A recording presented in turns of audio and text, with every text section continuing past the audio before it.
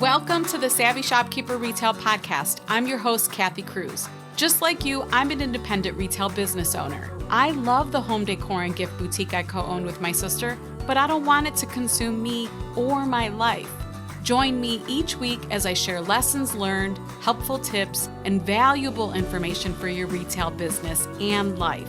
Whether you're buying your products or making your products, whether you're a $25K business or a $2.5 million business, I'm on a mission to help indie retailers work less, profit more, and grow. Let's get started on today's episode. Welcome to episode 129 of the Savvy Shopkeeper Retail Podcast. Tasks independent retailers can automate. I'm your host, Kathy Cruz. Before I get started, first I want to say thank you to all the indie retailers that attended the Cash is Queen Masterclass, or if you signed up and you were able to watch the replay. This class that I taught was a long one. It was a 90-minute presentation plus a 30-minute Q&A, and I was pleasantly surprised that I think over 50 people who attended stayed until the end of the class. So I did give away some fun door prizes, swag bags filled with goodies, and one lucky winner, congratulations to Kathy with an I, Kathi. Congratulations to Kathy. She's getting a 90-minute cash flow audit call, coaching call with me. So prizes aside, the best part was seeing some of the aha moments with the retailers that attended and the comments at the end before I wrapped up the 2-hour class. So I just want to share some of the feedback or some of the comments that were made at the end. Kristen said, "Thanks for everything. You have really, those were in all capitals, helped me."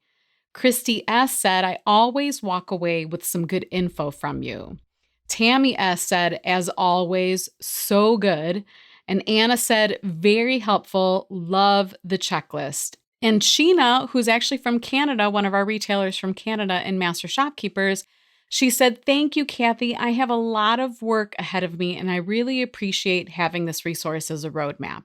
So if you attended the class and you're starting to make progress on a cash flow system for your business, I would love to hear some updates post-class. So you can DM me on Instagram at Savvy Shopkeeper. I want you to know that you're never bothering me. I love to hear your progress, what you got out of it. I know sometimes it takes a day or two where things start to sink in and you start to create your own to-do list and you start to make progress. So I want to check in with you after this class, and that's what I'm doing here. So again, DM me on Instagram. I'd really love to hear about your wins.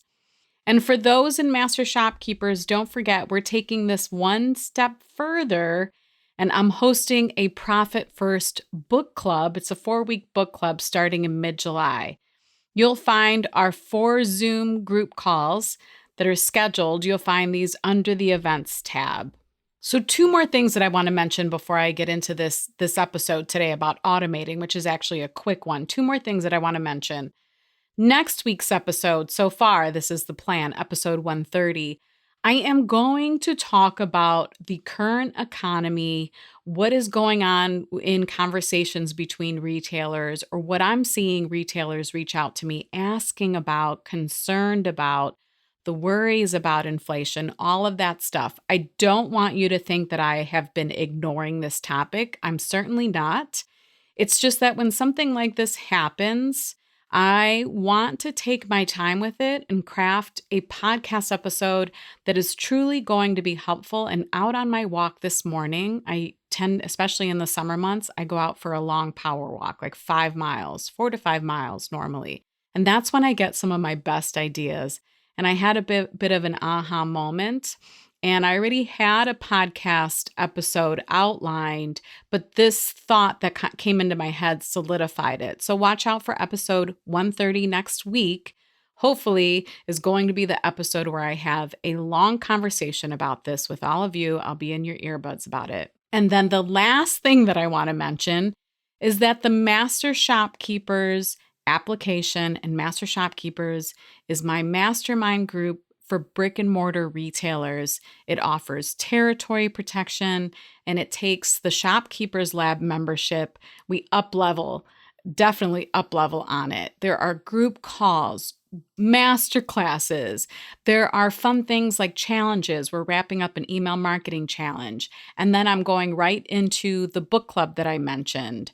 So that Master Shopkeepers application, because it is by application, is going to open next week. I have to think about this in advance because I think this podcast episode publishes on the 7th, July 7th, 2022. And the application will open July 11th, 2022. So if you are not on my email list, and in particular the wait list for Master Shopkeepers, you definitely want to do that. So go to my website, savvyshopkeeper.com, and get on my email list. Or go to shopkeepersacademy.com, and there's a button for Master Shopkeepers where you can sign up for the wait list. Everyone on my wait list gets access to the application 24 hours earlier than everyone else. So if the territory protection is a concern for you, or if you want to make sure that you get on my list first, get on the wait list. Okay, there was a lot to cover in terms of housekeeping there. We're going to move on. I'm going to start to dig into today's episode. And my intention for this episode is to get retailers to automate more so we can work less. And if you know my tagline, it's work less, profit more, and grow. So this one is really important to me. And I hope I kind of highlight how important it should be to you and your business too. So what is automation? Automation is the application of processes or systems. This is a key thing here, using technology. So software or hardware, for most of us, it's going to be hardware, to do repeatable or predictable tasks without requiring manual intervention. I'm going to say this one more time. Automation is the application of processes or systems using technology to do repeatable or predictable tasks without requiring manual intervention. And if you're sitting here wondering, what are you talking about, Kathy? I'm going to be really clear about this next. So why is automation used? Automation reduces time, effort, and cost while reducing manual errors, hopefully, right? Giving your business more time to focus on your primary objectives. Repetitive tasks can be completed faster. Automating processes hopefully ensures higher quality results as each task is performed identically without human error. So I thought it was really important for me to show you that, the point of using the software is so that it all gets done automatically and repetitively. And then sometimes human error can happen, and hopefully the software eliminates that for you. Automation may be happening in your retail business, or it actually most likely is, and you don't even realize it.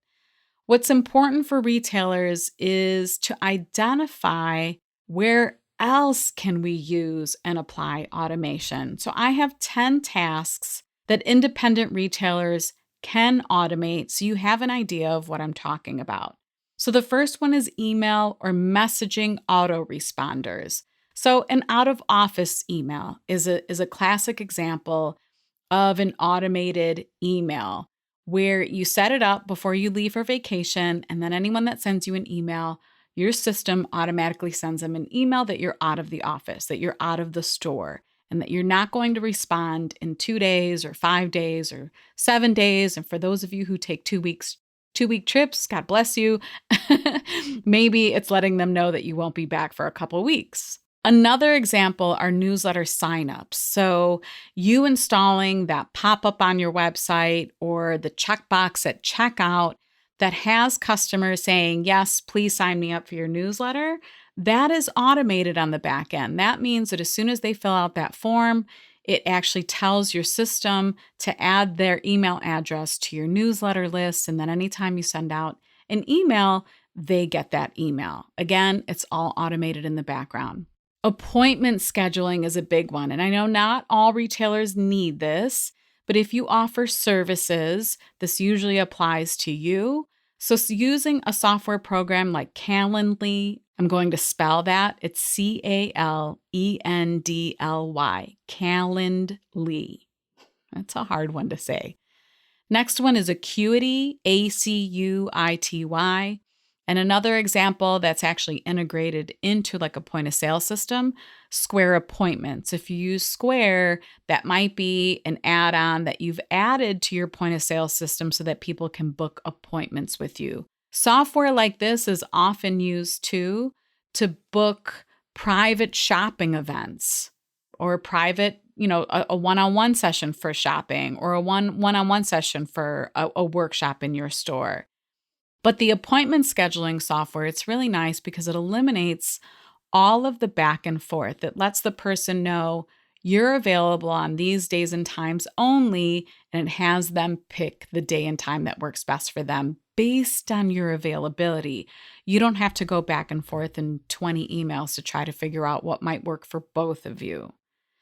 Next one is training. You can record videos for training purposes for your team and then automate it in a workflow series in emails. Now, I know this is a little bit advanced. This is something that we're actually talking about in the Email Marketing Challenge in Master Shopkeepers right now. And if you haven't been able to participate in that and you're a Master Shopkeepers member, please know that everything has been recorded. Everything is in the Academy, including the bingo card, the video replays, all of the slide decks. So just know that you still have access to it and it's not too late to participate. If you're in a crazy season in your business, you can go back to that lesson, even in a year and do the challenge yourself. But we're having these conversations because one of our group members, Danny, she actually has a workflow series. I think it's for vendor, maybe both vendor training and people who apply for vendor spots in her store. So it's a whole series of emails that automatically get sent based on a schedule that you set to communicate something to the people in that segment in your email list. But that, again, is something that can be automated. You don't have to manually send 10 emails to one person on your own. The system does it for you. Another good example of automation for retailers is a loyalty program.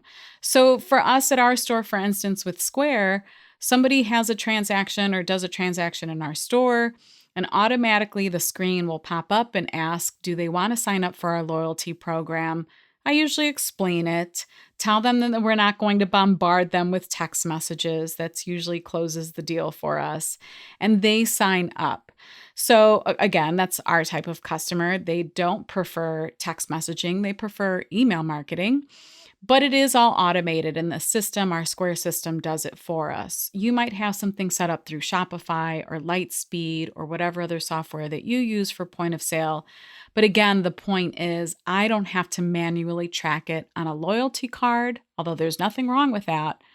But for me, the key is the automation part. The system does all the work for me. Number 6 on my list is abandoned cart emails. And this is classic. We are all familiar with it, especially if you shop online. You put something in a cart, you close out your browser, you leave, and then the company sends you an email saying, don't you want to come back and buy it? We'll even give you 10% off. All of that can be automated depending on the email software that you use, either with your e-commerce or, well, actually in particular with your e-commerce program. Number 7 I have on the list is inventory reports. So this one could be really helpful if you're trying to pay attention to something. So for example, if you're making an effort in this year or next year to pay attention to stale inventory and you want to set up a weekly report that gets sent to your email that indicates, okay, this inventory in my store has been sitting in here for 90 days, 120 days, 180 days, whatever it is that you want to set it at. And you automatically get this report sent from your inventory management system to your email. Again, that's another automation. You don't have to log in and run the report. It gets sent to you, and it's a constant reminder to keep the inventory in your store fresh. Another one is website chat support. This is nice because sometimes you can set up frequently asked questions. So website chat support is sometimes that little box that pops up in the corner that says, how can we help you? Can we answer a certain question? Sometimes that happens on Facebook too, not just a website. So this chat support software, You can sometimes add frequently asked questions so the customer can hit a button that says, "What are your hours?" Or I don't know, I'm trying to think of something else off the top of my head. Can I pick up my order? Whatever it is, they hit the button and then automatically they get an answer. So you can automate website chat support. Number 9 are task reminders. If you use a digital project management system, or even if you use Google Calendar, can you set up task reminders that maybe you do every month or every week? That way, it automatically comes up in your calendar or you get a reminder in your phone to get that task done. That one is really good for me. I set up a lot of that in my Google Calendar. But you can use a reminders app on your phone. You can use your project management system like Trello or ClickUp. That can be really helpful, especially for those repetitive tasks where sometimes it's easy for you to forget. The last one that I want to mention is payroll. Payroll is something that I guess isn't completely automated, but when I think of running payroll for my own business, when I run it in Square, because my team members clock in and clock out, the system stores all of that information.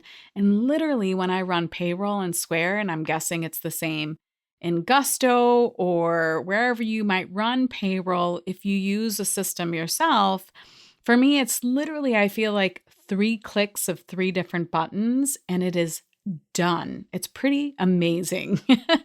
You would think that payroll is super involved, but I feel like payroll is fairly like 99% is automated. And for me, that saves a ton of time. So those are the 10 and a couple other ideas just to give you, like your digital thermostats, if you have one in your store, or your like security camera systems, in particular, like a digital thermostat, if you put it on a schedule, that's automated. You don't have to go in and go to the thermostat and turn it up or turn it down. It automatically does the work for you. The one really important thing to note here, I have a couple things to note, but the one thing is that you might think that some of the automations I mentioned are minor and don't help. But if you add it all up, trust me, it makes a difference. Think about if you had to do all of these things manually. If I had to do these things manually in my business, when I do add it up in my brain, I feel like I probably save at least 60 minutes a week in the things that are already set up that are automated. 60 minutes a week, that's an hour a week. And when I think about it in terms of the year, that's 52 hours every year. And my guess is we can probably automate much more than we do, but you get the picture. It's the compound effect. The compound effect is exactly what it sounds like. It's making small behavior changes that can compound into life-changing results over time. I know that sounds dramatic, but hear me out here. If I think about those 52 hours, if I was manually doing all of those tasks that I do in my own business, or that you do in your business, and I'm spending that time, that 52 hours doing that, I would much rather spend that time, that 52 hours, on marketing my business. I'm going to get much more ROI out of those 52 hours in marketing than on some of these tasks that I mentioned. Now, maybe not abandoned cart emails because that's a revenue generator, but you know what I mean. Think about where you can use that time spent in automating and shift it to a revenue generating task. You all know one of my missions is to get all of you, including me, to work less. I know technology can be frustrating and scary for some, but technology is seriously one of the reasons why I do work less in my store. I probably work less in my store than people realize. So embrace it, use it, set it up. The initial setup on some of these automations, trust me, it will pay dividends. It really does. So go ahead and take the time to set up your systems so you can save time over the long run. Okay, I'm going to stop there. So one question I often get or see in our membership groups is about software or tools for our retail businesses. What should we be using? What works? What's helpful for retailers? Everything from scheduling software to team apps for communication to point of sale systems to e-commerce websites, all that stuff. So earlier this year, I spent quite a bit of time compiling a resource just for independent retailers.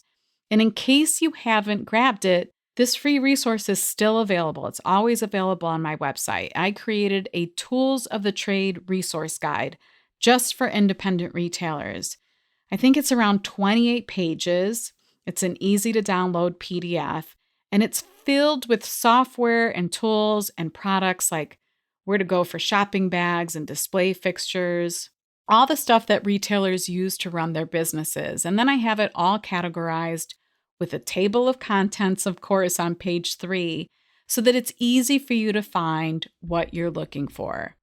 I even have some good deals linked, like 1 month of QuickBooks for free or a 50% discount on Flowdesk email marketing for your first year. I mean, a 50% discount is a nice chunk of change. And again, this resource is free. You can visit savvyshopkeeper.com/resources to sign up for the Savvy Shopkeeper newsletter, and then you'll get the free resource, the PDF that you can download. It'll get sent to your email inbox. And then, of course, make sure you check your spam or junk folders because sometimes my emails land there. So always check your spam and junk folders because you never know what goodies you're going to find there. If you want to see the show notes to this episode or find links to anything I mentioned, visit my blog at savvyshopkeeper.com/episode 129. That's savvyshopkeeper.com/episode 129. And don't forget, one more thing. You only have 11 days, I think. Once this podcast episode publishes, again, it's July 7th, you'll have 11 days to grab your retreat tickets. Tickets for the 2022 Savvy Shopkeeper Retreat will close at either the point where it sells out or on July 18th, 2022.